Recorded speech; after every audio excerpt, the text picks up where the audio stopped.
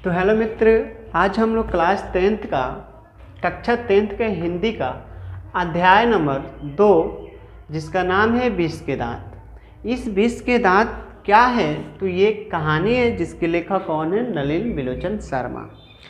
इस कहानी को हम लोग इस प्रकार पढ़ेंगे कि ताकि माइंड में सेट हो जाए।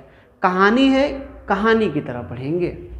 कहानी है तो कहानी की तरह पढ़ेंगे। जिस प्रकार हमारे घर के बुजुर्ग लोग कहानियाँ सुनाते हैं और हम लोगों को याद हो जाता है, उसी प्रकार इस चैप्टर की कहानी जो है हम आपको बताएंगे, सुनाएंगे। और मैं वादा करता हूँ कि आपको ये पूरा वीडियो देखने के बाद इस चैप्टर से एक भी ऑब्जेक्टिव क्वेश्चन या एक भी सब्जेक्टिव क्वेश्चन का डाउट नहीं रहेगा। अगर डाउट रह जाता है तो आप निश्चित हमारे चैनल अनसब्सक्राइब कर डिसलाइक कर जा सकते हैं। अगर आपको ये कहानी समझ में आता है तो आप मेरे चैनल को लाइक और सब्सक्राइब जरूर कीजिएगा और अपने मित्र के भी साथ शेयर कीजिएगा। ठीक है मित्र? तो ये मित्र जो कहानी है विष के दांत के लेखक कौन हैं? तो नलिन बिलोचन शर्मा। इस कहानी के लेखक जो है नलिन बिलोचन शर्मा हैं। तो विष के दांत जो कहानी है उसको पढ़ने से पहले हम लोग क्या करेंगे, नलिन बिलोचन शर्मा के बारे में यानी लेखक के बारे में कुछ जानेंगे।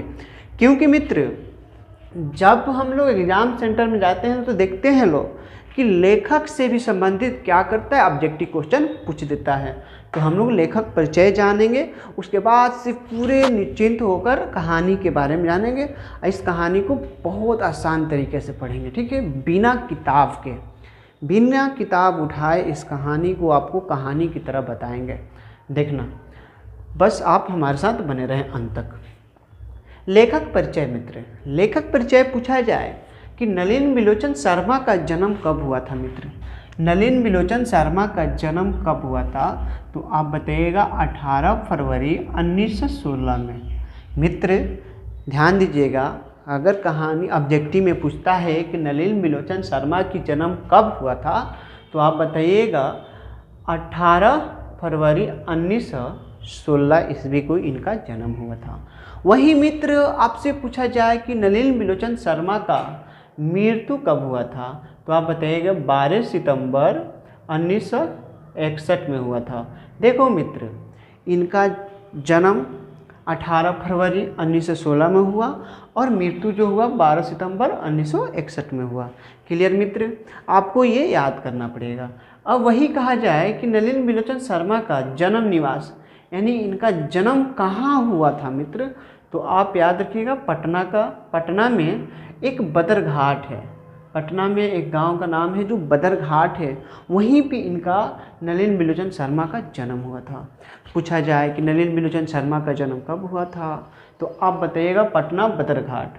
वहीं मित्र इनके पिता का नाम पंडित रामा अवतार शर्मा था।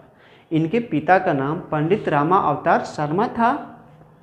वही बात किया जाए मित्र इनकी माता की, इनकी माता क्या नाम है तो आप सीधी सी बताइएगा रत्नावली देवी। क्या नाम है मित्र? रत्नावली देवी, रत्नावली शर्मा। मित्र क्या नाम है इनकी माता का? तो आप बताइएगा रत्नावली शर्मा, जो इनकी नलिन बिलोचन शर्मा के माता जी हैं। और पूछता है एग्जाम में कि नलिन बिलोचन शर्मा किस भाषा, कौन सी भाषा बोला करते थे तो आप बताइएगा भाषा जो उनकी थी भोजपुरी भाषा थी। नलिन बिलोचन शर्मा भोजपुरी भाषा से थे, यानी ये बिहार के थे मित्र। तो बिहार के थे तो आपको पता ही, हम बिहारवासी, क्या भाषा क्या है? भोजपुरी। तो ये भोजपुरी बोला करते थे। ये प्रधान अध्यापक समझ रहे हैं मित्र? ये पटना विश्वविद्यालय से पढ़े भी हैं और वहाँ के प्रधान अध्यापक भी बन गए। देखो मित्र कितनी अचंभित की बात है कि जिस स्कूल में पढ़े उसी स्कूल के प्रधान अध्यापक बन गए। पटना विश्वविद्यालय में पढ़े और वहीं के प्रधान अध्यापक बने। फिर क्या हुआ उसके बाद, ये जो है अध्यक्ष भी बन गए। अध्यक्ष यानी पटना विश्वविद्यालय के अध्यक्ष बने। कब बने तो 1959 में। कब बने? 1959, यानी मृत्यु से 2 साल पहले, यानी 1961 में इनकी मृत्यु हुई थी और 1959 में ये अध्यक्ष बने, यानी अध्यक्ष बने थे 2 साल अध्यक्ष बने। उसके पास मित्र क्या है? प्रसिद्ध रचनाएं हैं।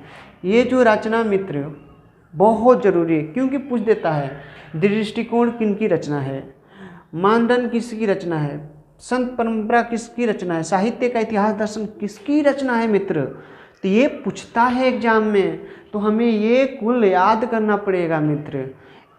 देखो पूछा जाए कि दृष्टिकोण, यहाँ पे देखो प्रसिद्ध इनकी रचना नलिन बिलोचन शर्मा की है, एक दृष्टिकोण, दूसरा है मापदंड, एक तीसरा है संत परंपरा, चौथा है साहित्य का इतिहास दर्शन, चौथा है कहानी संग्रह आदि बहुत सारा है। पर ये जो प्रसिद्ध रचनाएं हैं, जो जानी पहचानी हो, फैली हुई हैं, सारे लोग जानते हैं इसके बारे में। तो पूछा जाए कि साहित्य का इतिहास का दर्शन किसकी रचना है, तो आप बताइएगा नलिन बिलोचन शर्मा की। तो मित्र यहाँ तक इनकी परिचय था, यानी नलिन बिलोचन शर्मा के ये जो है परिचय है मित्र। अब जो बच गया क्या, इस कहानी यानी विष की दांत पे आएंगे। विष की दांत तो एक कहानी है, पूछ देता है विष की दांत की विधा क्या है, विधा मतलब क्या है, वो तो कहानी है, ठीक है। पूछ दिया जाए मित्र विष की दांत क्या है, तो कहानी है। कैसी कहानी है, अगर पूछ यहाँ पे मित्र घबराना नहीं, पूछा जाए कि विष की दांत कैसी विधा है, तो आप बताना कहानी है। विष की दांत कैसी कहानी है, तो आप बताना मनोवैज्ञानिक कहानी है। कैसी कहानी है मित्र?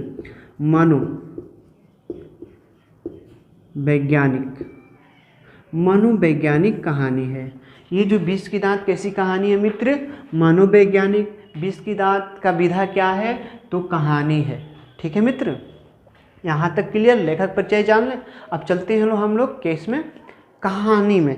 किस चैप्टर में, विष के दांत के चैप्टर में आखिर है क्या, ये कहना क्या चाहता है, तो मित्र कहानी की तरह समझेंगे। आप हमारे साथ कहानी की तरह सुनिएगा तो हम कॉन्सेप्ट लगाकर। तो मित्र इस कहानी यानी विष के दांत के कहानीकार कौन है मित्र? नलिन बिलोचन शर्मा। ये तो क्लियर है मित्र, विष के दांत के कहानीकार कौन है? नलिन बिलोचन शर्मा। इस कहानी में मित्र अत्यधिक दुलार प्यार के भेदभाव का उजागर किया है। इस कहानी में मित्र अत्यधिक दुलार प्यार के भेदभाव को उजागर किया है। ठीक इसी कहानी में मित्र क्या किया गया है, इसमें एक सेन साहब हैं। इस कहानी के पात्र कौन है पूछा जाए तो मदन है। इस कहानी में एक व्यक्ति है जो नाम है उनका सेन साहब। इस कहानी में एक व्यक्ति रहता है जिसका नाम है सेन साहब, जो बहुत अमीर रहता है।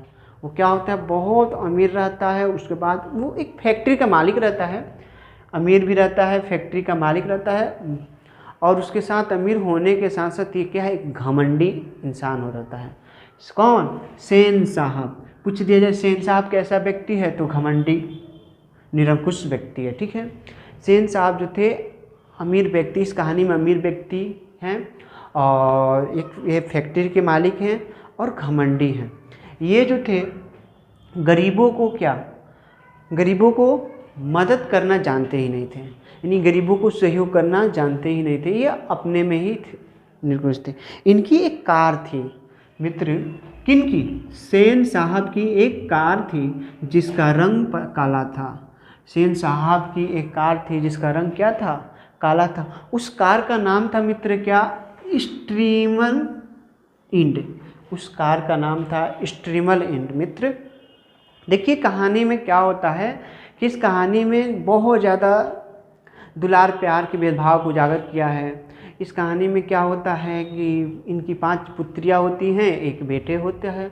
जिस बेटा को तो पूरा छूट दिया जाता है पर बेटियों की छूट नहीं दिया जाता है। इस कहानी में इसी का बात है।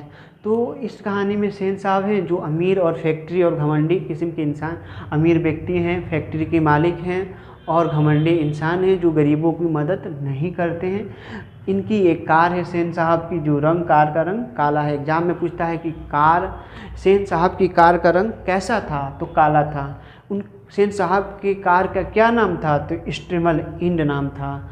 और मित्र सेन साहब की कार का क्या दाम था, तो 7,500। मित्र क्या दाम था? 7,500। आप अगर ये 7500 दे देना तो आप मत बोलिएगा कि 7500। ठीक है मित्र, हमारे बुक में लिखा हुआ है 7,500, तो हम भी 7,500 पे ही टिक लगाएंगे। तो उनके सेन साहब के कार का क्या दाम था? 7,500 दाम था।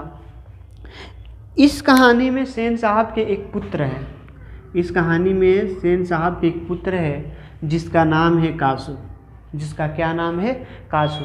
इसे प्यार से लोग खोखा भी बुलाया करते थे। इसे प्यार से लोग क्या करते थे? खोखा भी बुलाया करते थे। ये खोखा बहुत मतलब बिगड़ा लड़का था, यानी एक प्रकार कहा जा सकता है बिगड़ी बाप का बिगड़ा संतान। कौन था? तो कासू था, खोखा था। ये अपने घर के सारे नियमों के अपवाद था। ये अपने घर के सारे नियमों के अपवाद था। क्वेश्चन पूछता है कौन अपने घर के सारे नियमों के अपवाद था? तो खोखा था। ठीक है मित्र, खोखा जो था सेन साहब के पुत्र था। इसे प्यार से कासू जो था सेन साहब के पुत्र था, इसे प्यार से खोखा बुलाया जाता था। ये सारे अपने घर के सारे नियमों के अपवाद था। नियमों का मतलब इसके घर के नियम था कि इस टाइम खाना खाना है, चाहे इस टाइम घर से बाहर नहीं जाना है, चाहे ये नहीं करना है, वो नहीं करना। जो नियम होती है घर की वो नियम थी, पर वो नियम का ये पालन नहीं करता था, उल्टा ही करता था।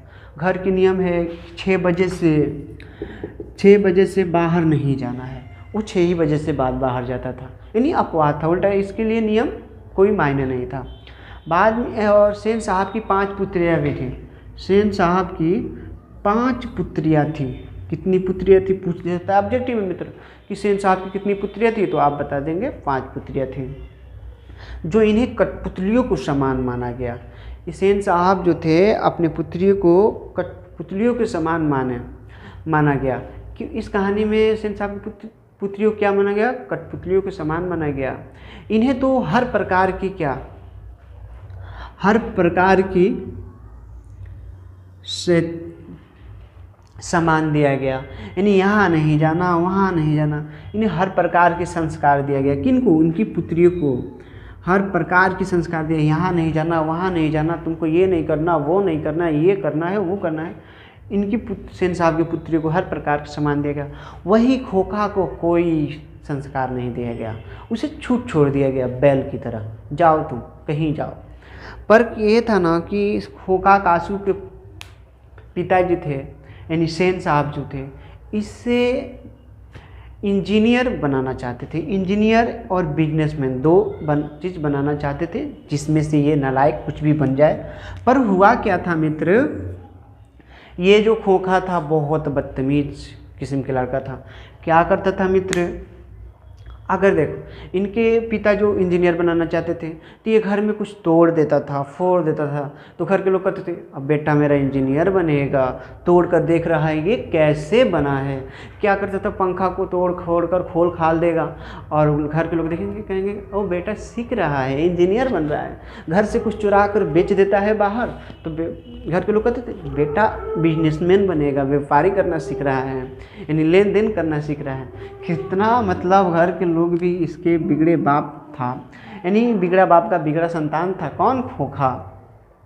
यानी घर से कुछ चुरा कर कहीं बेच दे तो बिजनेस कर रहा है, घर के कुछ सामान तोड़ दे तो इंजीनियर बनेगा, कुछ सीख रहा है कि ये बना कैसे है। घर के लोगों की सोच भी अलग थी। यहाँ तक क्लियर मित्र? यानी किनको कठपुतलियों को समान माना गया? सेन साहब की बेटियों को कठपुतलियों को समान माना गया। कासू को प्यार से खोखा भी कह के बुलाया करते थे। कासू जो था बिगड़े बाप का बिगड़ा संतान था, यानी सेन साहब एक अमीर व्यक्ति थे और फैक्ट्री के मालिक भी थे, घमंडी भी थे, जो गरीबों को क्या करते थे? मदद नहीं करते थे। इनकी कार थी जिसका नाम रंग क्या था? काला था। इनकी कार का नाम था स्ट्रीमल इंड। इनके कार का क्या नाम था मित्र? स्ट्रीमल इंड। और दाम इनके कार का दाम था मित्र 7,500। इनकी कार का क्या दाम था मित्र? 7,500। ठीक है मित्र।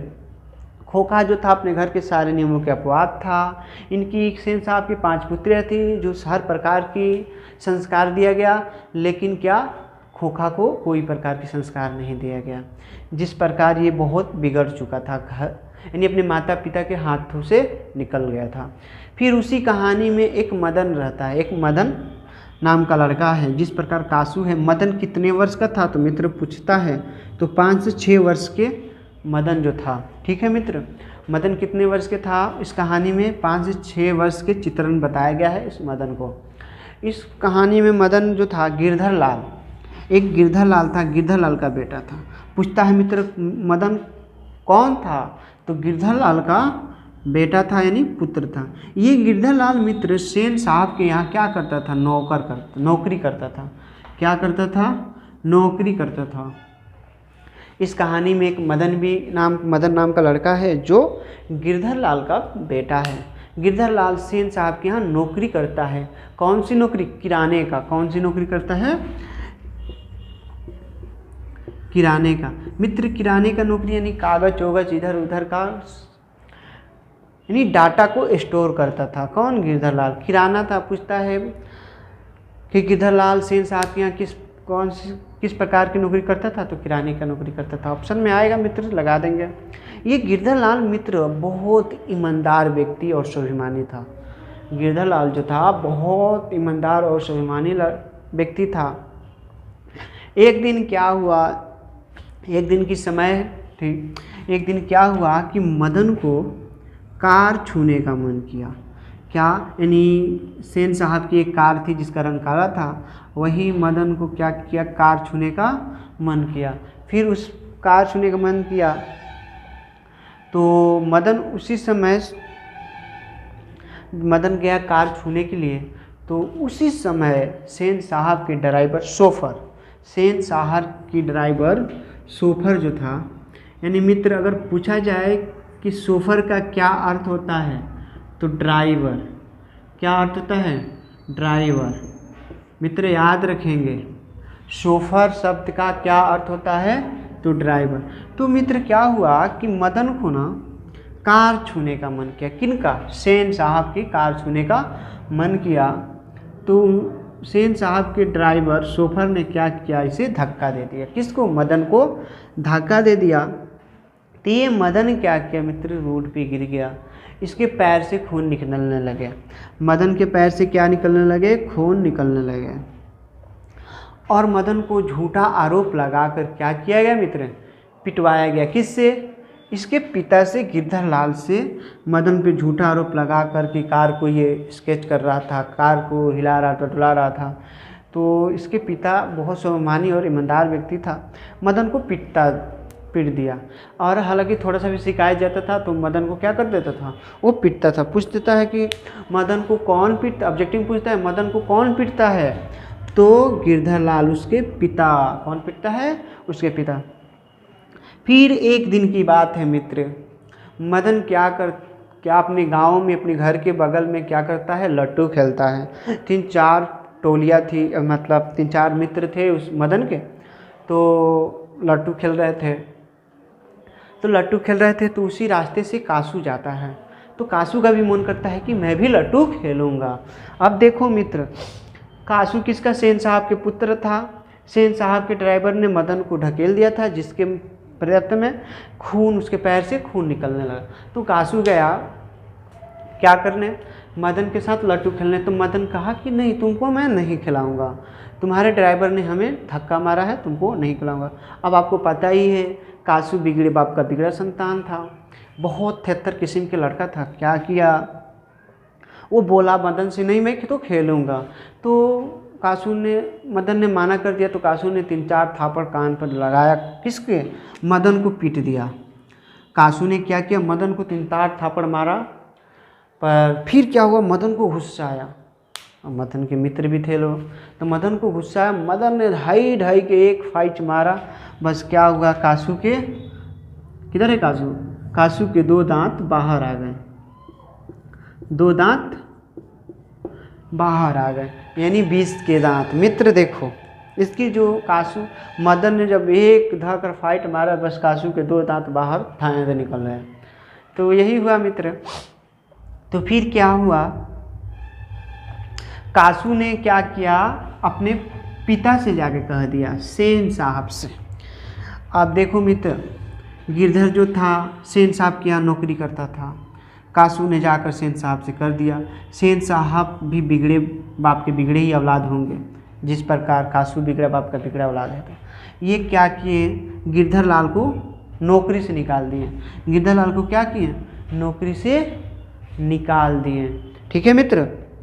तो गिरधर लाल, अब मदन जानता था कि हम उसे मारे हैं, पिताजी को नौकरी से निकाल दिया गया तो पिताजी आएंगे तो हमें मारेंगे। तो ये क्या किया था कि छुप गया था, गांव में कि कोने में, किसी कोने में छुप गया था कि पिताजी हमको मारेंगे। पर उसके अपवाद हुआ मित्र। देखो मित्र, गिरधर लाल अपने पुत्र को नहीं मारा, सीने से लगा लिया। अपने पुत्र को क्या किया, यानी मदन को क्या किया, सीने से लगा लिया और कहा तुम अपने अपमान और अपने पिता के अपमान का बदला ले लिया। तुम अपने अपमान और अपने पिता के अपमान का बदला ले लिया मित्र। देखो हर प्रकार, ठीक उसी प्रकार गिरधर लाल जो अपने बेटा को पीटता था, उस दिन क्या किया, नहीं पीटा, अपने सीने से लगाकर बोला कि तुम अपने अपमान और अपने पिता का अपमान के बदला ले लिया। ठीक है मित्र। इस कहानी में बस यहीं तक कहानी है। मैं इसको शॉर्ट लाइन में दोहराना चाहूँगा एक बार। देखो मित्र, एक इस कहानी में दुलार प्यार के भेदभाव को उजागर किया है। इस कहानी में सेन साहब हैं जो अमीर व्यक्ति हैं, फैक्ट्री के मालिक हैं, घमंडी हैं, जो गरीबों को मदद नहीं करते हैं। उन सेन साहब के कार है जो काला है, नाम उस कार का नाम जो है स्टिमल इंड है मित्र। उस कार का दाम जो है 7,500 है। इस कहानी में सेन साहब का एक पुत्र है जिसका नाम है कासू, जिसे प्यार से क्या खोखा बुलाया करता था। खोखा जो था बड़े बिगड़े बाप का बिगड़ा औलाद था, यानी अपने घरों के नियमों के अपवाद था। ठीक है मित्र। अपने घरों के कासू जो क्या था, नियमों के अपवाद था। सेन साहब के 5 पुत्रियाँ थी जिसे कठपुतलियों को समान रखा गया। जिसे क्या रखा गया, कठपुतलियों के समान, यानी एक पुतला को क्या कहते, घर के कोने में यहाँ पे रहो, यहीं पे रख दिया जाता तो वहीं पे रहता है। उसी प्रकार इसको यहीं पे रख दिया। वो अपने बेटियों को हर प्रकार के क्या सिखाए, संस्कार सिखाए, पर खोखा को कोई संस्कार नहीं सिखाएगा। फिर मित्र आते हैं दूसरे पार्ट में। तो एक मदन भी, उस कहानी में एक मदन भी है जो गिरधर लाल का पुत्र है। जो गिरधर लाल क्या है, सेन साहब के यहाँ नौकरी करता है। क्या करता है, नौकरी करता है, किसका, किराने का नौकरी करता है। बहुत ईमानदार गिरधर लाल क्या है, ईमानदार और स्वाभिमानी प्रकार का व्यक्ति है। एक दिन क्या होता है मित्र, मदन को कार छूने का मन करता है। ठीक उसी पर वहीं पे सेन साहब के ड्राइवर शोफर ने क्या करता है, उसे धक्का मार देता है, जिससे को मदन के पैर से खून निकलने लगता है। और क्या किया जाता है, झूठे आरोप लगाकर मदन को गिरधर लाल से खूब पिटवाया जाता है। फिर मदन अपने गाँव में लट्टू खेलता है। तो कासू को क्या होता है, लट्टू खेलने का मन करता है, तो कासू लट्टू खेलने जाता है। तो मदन नहीं खिलाता है, क्योंकि मित्र उसके यहाँ के ड्राइवर क्या, कासू को मदन को पीटा रहता है, ढकेल दिया रहता है, इसलिए मदन नहीं खिलाना चाहता है। तो कासू ने 3-4 फाइट खींच देता है मदन को। मदन ने भी 1 फाइट देता है, बस कासू का 2 दांत बाहर निकल जाता है। उसी प्रकार जो कासू अपने पिता से सेन साहब से कह देता है, तो सेन साहब क्या करते हैं, गिरधर लाल को नौकरी से निकाल देते हैं। इसके डर से मदन अपने गांव में छुप जाता है। फिर भी मदन जब गिरधर लाल से मिलता है, तो गिरधर लाल जो हर दिन उसको थोड़ा सा भी गलती करता था मदन, तो गिरधर लाल पीटा करता था। लेकिन उस दिन क्या हुआ मित्र, गिरधर लाल उसे ना पीट कर उसे सीने से लगा लिया। अब सीने से लगा कर कहा, तुमने अपना पिता का अपमान और तुमने अपना अपमान का बदला ले लिया। इस कहानी में मित्र मदन 5 से 6 वर्ष का रहता है। मित्र अगर आपको ये कहानी समझ में आया होगा तो लाइक, सब्सक्राइब और मेरे चैनल को शेयर ज़रूर कीजिएगा। मैं आशा करता हूँ आपको ये कहानी ज़रूर समझ में आएगा। धन्यवाद, मिलते हैं अगले वीडियो में।